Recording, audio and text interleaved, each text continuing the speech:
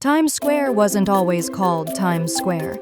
Before 1904, it was known as Longacre Square, a quiet area filled with carriage makers and horse stables. It only got its current name when the New York Times moved its headquarters there and convinced the city to rename it. That's right, this global icon of lights and billboards owes its name to a newspaper. Imagine if it had stayed Longacre. Doesn't quite have the same ring, does it? Every New Year's Eve, 1 million people gather to watch the ball drop. But did you know the first ball drop in 1907 was made of iron and wood and lit by 100 light bulbs?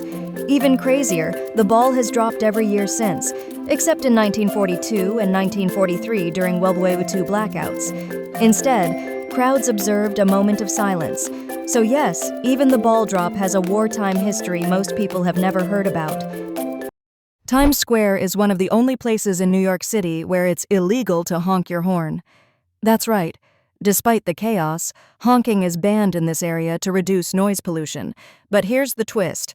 Almost no one follows the rule, and enforcement is rare. Still, the signs are there, and technically you could get fined. It's one of those strange laws that exists more in theory than in practice. Ever wonder why Times Square is so bright, even at 3 a.m.?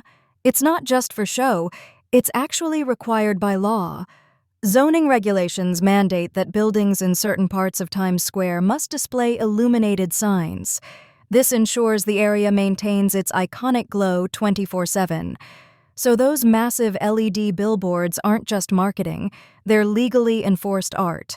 It's one of the few places in the world where brightness is a legal obligation. In the 1970s and 80s, Times Square was a far cry from today's tourist haven. It was infamous for crime, adult theaters, and drug deals.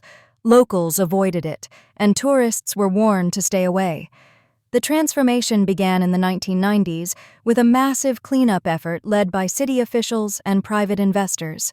Today's Disney-fied version is almost unrecognizable from its gritty past.